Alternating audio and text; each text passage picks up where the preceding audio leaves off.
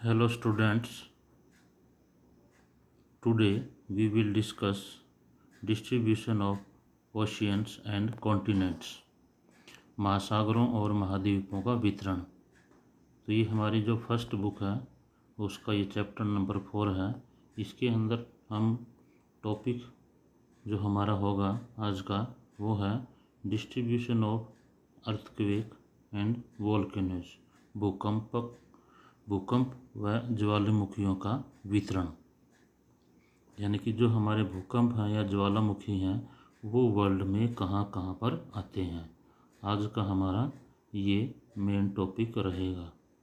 अब इसमें आगे देखिए कि distribution of earthquake and volcanoes, या मैप देख रहे हैं। इस मैप के अंतर्गत आपको जो वोल्केनिक आते हैं वर्ल्ड में या ज्वालामुखी जो आते हैं वो इसमें शो किए हुए हैं।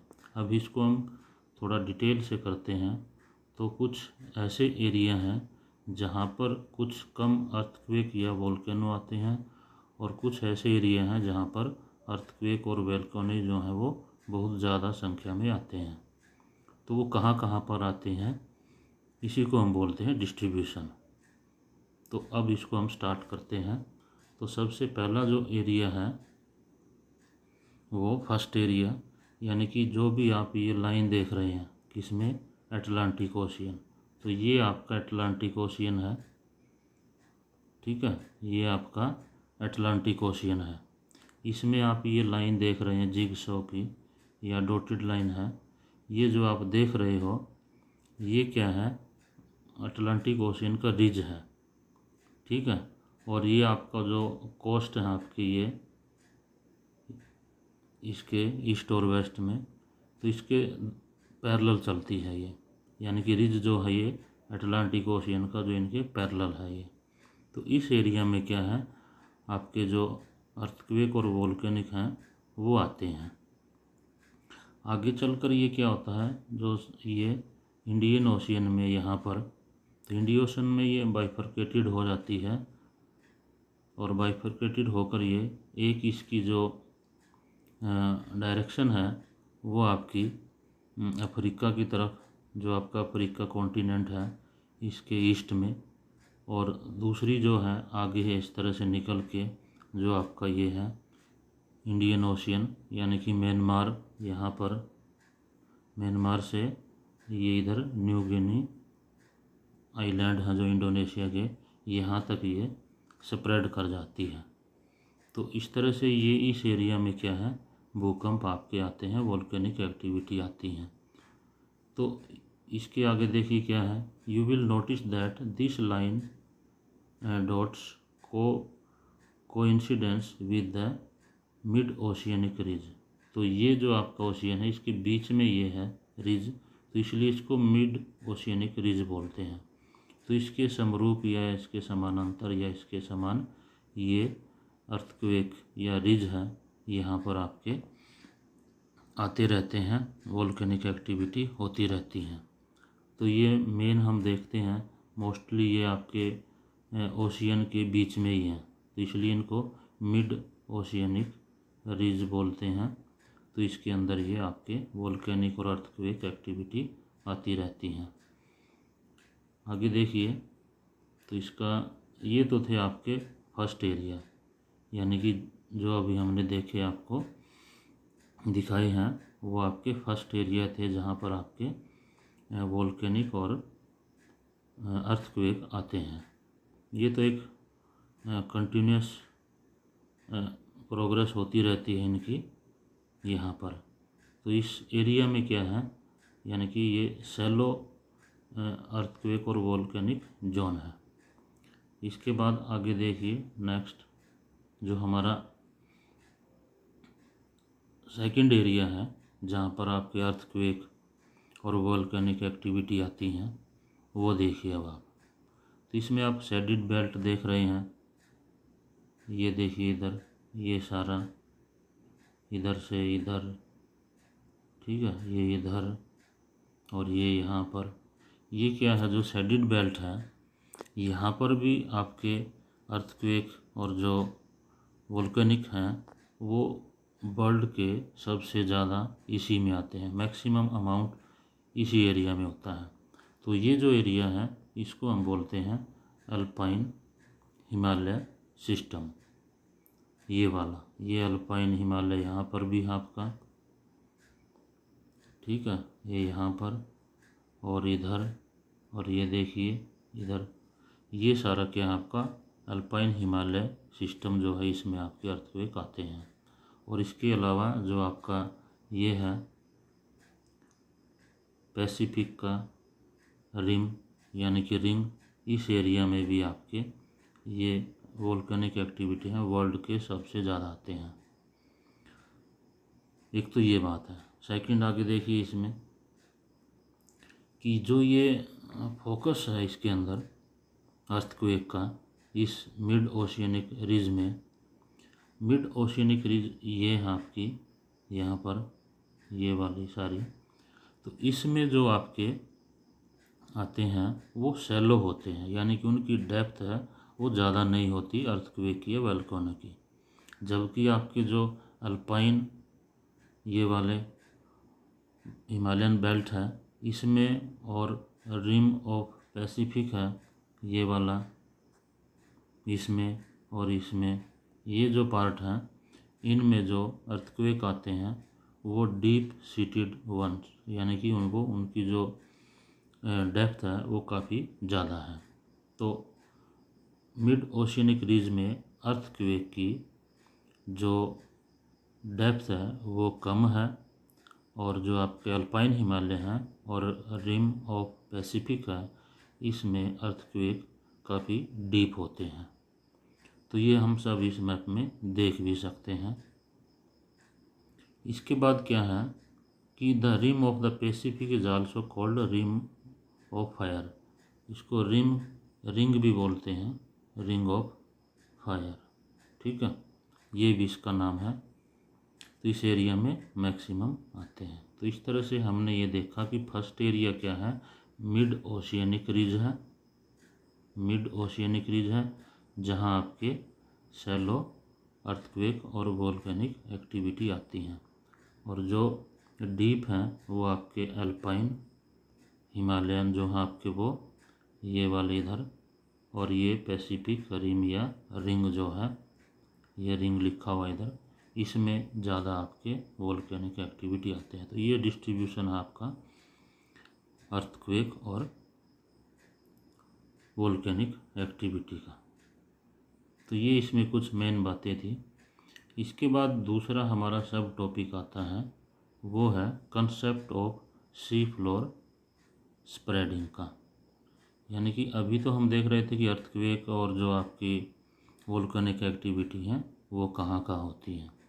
अब हम ये देखेंगे जो समुद्र है, ठीक है, उसका जो फर्श जिसको हम बोलते हैं, फ्लोर, फर्श, तल जिसको बोलते हैं, वो स्प्रेड करता है, फैल रहा है। तो ये फैल रहा है या नहीं फैल रहा है, इसके हमारे एविडेंस होते हैं, उसके बेस पे हम कह लेते हैं।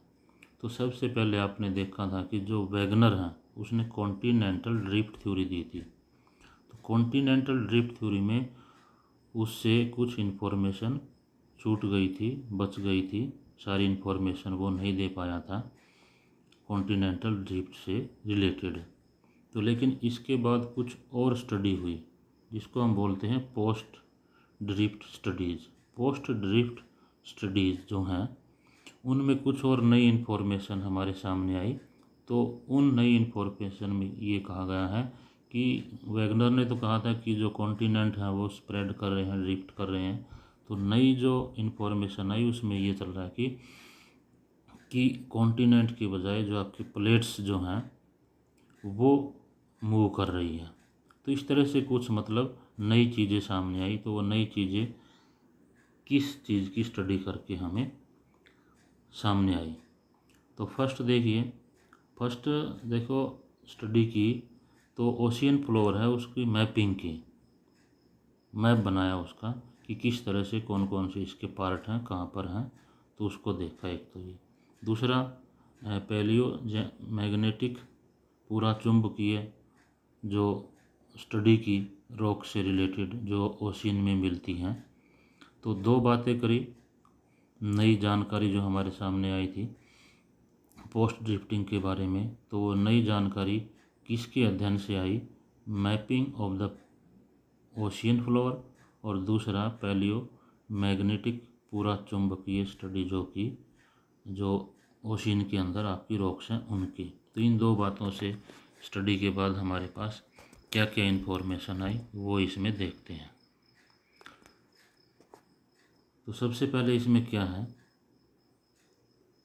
ये मालूम चला कि जो भी आपकी मिड ओशियनिक रीजन है, ठीक है, या रीज है, ये देखिए आपका ओशियन है इधर, ये इधर ओशियन है आपके, ये रीज है।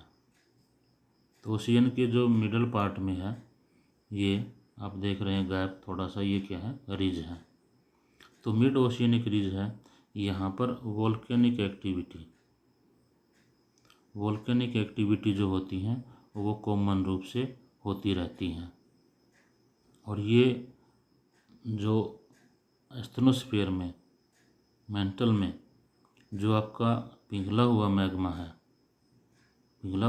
है उसको सरफेस पर लेकर आते हैं, ठीक है। अंदर तो ये पिघला हुआ मैग्मा है, जब ये यहाँ पर आता है ओशियनिक क्रस्ट पे तो ये लावा बन जाता है, तो ये लेके आता है।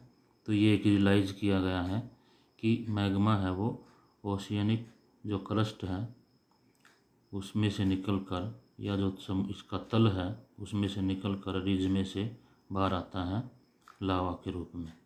एक तो ये कुछ उन स्टडी के बाद हमें पता चला। दूसरा यानी कि इसमें तो ये है कि मैग्मा जो पिघला हुआ है मिड ओशियनिक रीज से वोल्केनिक एक्टिविटी से वो बाहर आता है, सरफेस पर आता है, ये इसमें आ गया। अब जो आपकी रॉक्स हैं किसके? मिड ओशियनिक रिज से, ठीक है। मिड ओशियनिक रिज ये है आपका इधर, ये पहले भी मैं आपको बता चुका हूँ ये। तो इससे इसका ये ऊपर वाला पार्ट क्या है? ये क्रस्ट है। तो ये आपका मिड ओशियनिक रिज ऊपर वाला क्रस्ट है इसका ये पार्ट। तो इससे दोनों तरफ, इधर भी और इधर भी, दोनों तरफ क्या होता है कि जो भी रॉक्स हैं वो सिमिलियर हैं, एक जैसी हैं, दोनों ही एक जैसी हैं। और इनका जो मटेरियल है, ठीक है, बनने का जो टाइम है या जो इनकी संरचना है, केमिकल कंपोजिशन या मैग्नेटिक प्रॉपर्टीज़, इनके जो चुंबकीय गुणधर्म हैं वो लगभग सेम है। तो मिड ओशियनिक रिज के आसपास, ठीक है, तो यहाँ पर नॉर्मल पोलैरिटी भी है, ध्रुवण भी है। और ये जो आपकी लावा आ जाता है यहाँ पर इस एरिया में, तो जब ये रॉक्स बनती हैं तो ये यंग होती हैं, बाकी जो दूर जाती हैं वो ओल्ड हो जाती हैं। ये इसमें ध्यान रखना, जो जो इस रिज से हम दूर जाते जाएंगे, तो ये आपकी रिज है, इससे दूर जाते जाएंगे, ठीक है, तो जो आपकी रॉक्स हैं उनकी एज है वो क्या है? ज़्यादा हो जाएगी। तो इसमें मेन चीज़ क्या है कि जो मिड ओशियनिक रिज है इसमें दोनों तरफ जो रॉक्स हैं वो लगभग समान है, और इनकी बनने का समय, इनका जो कंपोजिशन है, मैग्नेटिक प्रॉपर्टी है, अदर करेक्टरिस्टिक्स हैं वो लगभग सेम हैं, और ये यंग एज की हैं। और जो जो हम इस रिज से दूर जाते जाएंगे तो इन रॉक्स की एज बढ़ती जाएगी। ये इसमें मेन बातें बताई हैं। तो पोस्ट ड्रिफ्टिंग स्टडी हमें ये बताती है। इसके बाद थर्ड पॉइंट क्या है जो पोस्ट स्टडी हुई हमारी, किसके बाद? कॉन्टिनेंट ड्रिफ्ट थ्योरी के बाद, जो कि वैगनर ने की थी। इसमें क्या कहा गया है कि द ओशियनिक क्रस्ट है, the oceanic crust rocks are much younger. तो ये तो मैंने बता दिया, ये ओशियनिक क्रस्ट इधर ये यंगर है, ठीक है। किससे यंगर है? इस कॉन्टिनेंट से। कॉन्टिनेंट ओल्ड है, ओशियनिक क्रस्ट यंग है, और इसकी जो रॉक्स हैं वो यंग है। तो एज जो है इनकी ओशियनिक क्रस्ट की वो लगभग 200 मिलियन ईयर्स ओल्ड हैं, और जो कॉन्टिनेंट रॉक्स हैं वो 3200 मिलियन ईयर्स इनकी एज है। तो इतना डिफरेंस है, यानी कि कॉन्टिनेंट वाली जो है वो ओल्ड है और ओशियनिक रिज के आसपास जो हैं रॉक्स वो यंग हैं। एक ये बात इसमें सामने आई है। इसके बाद जो भी सेडिमेंट इसमें जमा होता है, एक तो कॉन्टिनेंट रॉक्स हैं वहाँ पर, और एक ओशियनिक जो रॉक हैं वहाँ पर।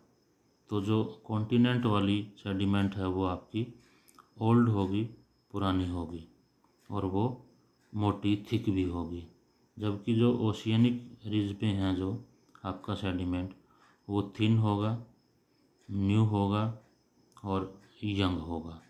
ये इसमें आपकी सेडिमेंट से रिलेटेड स्टडी सामने आई। पॉइंट 5 इसमें आता है, अब जो डीप ट्रेंचेज हैं, ट्रेंचेज यहाँ बनती हैं जहाँ पर आपकी कॉन्टिनेंटल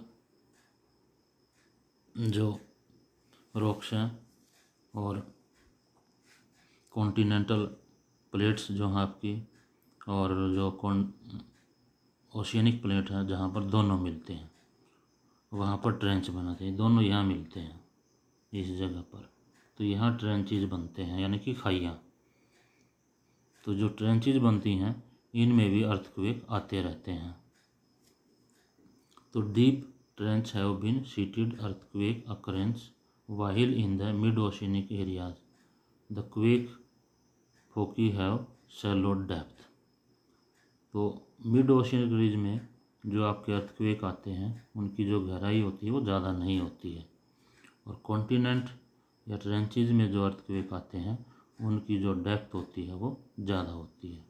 तो इस तरह से हम ये इसमें देखते हैं कि जो ओशियन है, सी फ्लोरिंग का स्प्रेडिंग है, जो सी फ्लोर स्प्रेडिंग है उससे रिलेटेड कुछ पोस्ट ड्रिफ्ट स्टडी के बाद कुछ नई नई बातें हमारे सामने आई। तो उनमें से हमने ये देखिए, पहला तो किया था कि क्या हुआ कि जो मिड ओशियनिक रिज है यहाँ इधर यहाँ पर वोल्केनिक एक्टिविटी होती रहती है, नीचे से मैग्मा निकलता है लावा बनकर, ये हमने देखा। दूसरा कि जो मिड ओशियनिक रीजन है इसके दोनों तरफ की जो रॉक्स हैं वे इक्वी डिस्टेंस बराबर में, उनकी जो फॉर्मेशन है, उनके जो गुणधर्म हैं वो भी इक्वल हैं, ये हमने इसमें देखा। इसके बाद हमने ये देखा कि जो कॉन्टिनेंटल रॉक्स हैं वो आपकी ओल्ड, और ओशियनिक जो रॉक्स हैं वो आपकी हैं यंग। तो ये हमने देखा, सेडिमेंट देखा, ओशियनिक जो फ्लोर है उसके ऊपर सेडिमेंट थिन है, और कॉन्टिनेंट फ्लोर जो है या कॉन्टिनेंट है उनके ऊपर सेडिमेंट थिक है, ये हमने देखा। फिर कहा कि जो अर्थक्वेक आते हैं वो इसमें आपका जो ट्रेंचेज है उनमें डीप डेप्थ में वो अर्थक्वेक आते हैं। मिड ओशियनिक जो रीज है इसमें शैलो डेप्थ होती है अर्थक्वेक की। तो हमने इसमें ये देखा। अब इससे कुछ रिलेटेड और बातें हैं कि हमने जो फैक्ट देखे अभी तक, फैक्ट्स और जो मैग्नेटिक प्रॉपर्टी है इनका एनालिसिस किया। इनके एनालिसिस करने के बाद हैस यानी कि हैरी हैस एक साइंटिस्ट थे जिन्होंने 1961 में सी फ्लोर स्प्रेडिंग की परिकल्पना हाइपोथेसिस दी। तो ये फैक्ट देखने के बाद और मैग्नेटिक प्रॉपर्टीज देखने के बाद हैस जो है हैस इन्होंने सी फ्लोर स्प्रेडिंग की हाइपोथेसिस दी कि समुद्र का जो तल है वो फैल रहा है। अब कैसे फैलता है इसने ये बताया। तो सबसे पहले इसने क्या बताया कि जो constant eruption at the crust of oceanic ridge cause the rupture of the oceanic crust and new lava wedge into it pushing the oceanic crust on either side the floor thus spreads. अब इसमें देखिए क्या है, मान लो देखिए ये आपका निकल रहा है, ये नीचे है मैग्मा, ये लावा बन के निकल रहा है ओशियनिक रिज, ये आपकी ओशियनिक रिज है। तो इधर से क्या है, ये लावा निकलता है। तो आपका जो सी फ्लोर है उसमें क्रैक्स हैं, ठीक है। तो ये लावा इनमें अंदर सेट हो जाता है धीरे धीरे। अब ये सेट हो जाता है तो इनको आगे ये फैलाएगा, स्प्रेड करेगा, अपनी जगह बनाएगा, तो सी फ्लोर जो है वो स्प्रेड होने लग जाएगा। इसमें देखिए जैसे हम दो लड़के हैं बिल्कुल साथ में बैठे हैं, एकदम बिल्कुल साथ में, और तीसरा कोई बीच में आकर घुसेगा तो वो अपनी जगह बनाएगा। तो इसी तरह जो क्रैक्स हैं इसके अंदर, दरार हैं, उनमें लावा जब सेटल होता है तो अपनी जगह बनाता है और समुद्र का सी फ्लोर जो है वो स्प्रेड करने लग जाता है। तो ये हैस ने बताया अपनी हाइपोथेसिस में। दूसरा इसने क्या बताया कि जो ओशियनिक क्रस्ट है उसकी एज यंगर है, और जो कॉन्टिनेंटल आपकी रॉक्स हैं, ठीक है, वो ओल्डर हैं। इसमें ये भी कहा गया इसने कि स्प्रेड वन ओशियन, एक ओशियन जो है वो स्प्रेड तो कर रहा है, ठीक है, दोनों तरफ। तो इसका ये कारण नहीं है कि किसी दूसरे ओशियन को वो श्रिंक भी कर रहा होगा, ठीक है, एक दूसरे में श्रिंक भी हो रहा होगा या श्रिंक कर रहा होगा। तो ये भी इसने बताया। इसने ये बताया कि जो एक्सपेंड हो रहा है, स्प्रेड हो रहा है, वो कहीं ना कहीं जाके ख़त्म भी होता है। ऐसा नहीं है कि वो हमेशा ही स्प्रेड होता रहेगा या उसकी जो एनर्जी है वो ख़त्म नहीं होगी, वो किसी और में कन्वर्ट हो जाती है। ये भी इसने बताया। इसने आगे और क्या बताया कि कुछ और बताया, ओशियनिक फ्लोर जो है gets pushed due to the volcanic eruption. ज्वालामुखी जो इरप्शन होते हैं उनसे भी, वोल्केनिक इरप्शन जो होते हैं उनसे भी क्रस्ट जो है वो पुश होता है, सिंक होता है, और जो ट्रेंचेज होती हैं वहाँ जाके कंज्यूम भी होता है। देखिए ये अभी मैं इसको आपको मैप में दिखाता हूँ।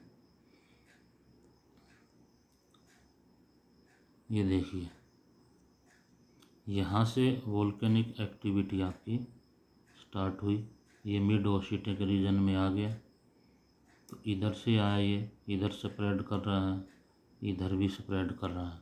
तो ये आपकी कॉन्टिनेंट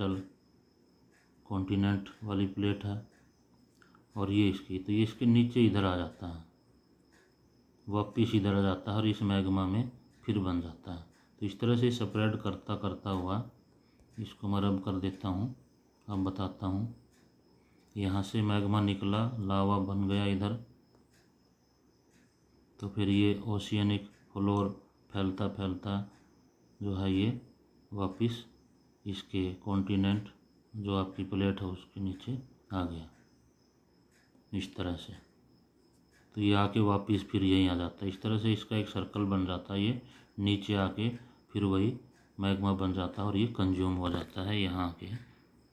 तो ये भी हैरी ने बताया। तो हैरी हैस थे, इसने अपनी हाइपोथेसिस में ये सारी चीज़ें बताई।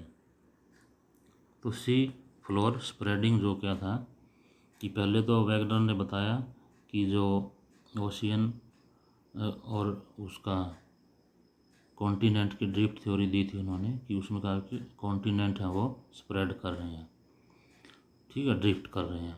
लेकिन अब उसकी बाद की स्टडी में ये आ गया कि ऐसा नहीं है, प्लेट्स जो हैं वो कर रही हैं मूव, वो स्प्रेड कर रही हैं। तो उससे आगे फिर हमने कुछ स्टडी की और हमें कुछ ज़्यादा पता चला कि किस तरह से समुद्र है, उसका तल है, वो फैल रहा है।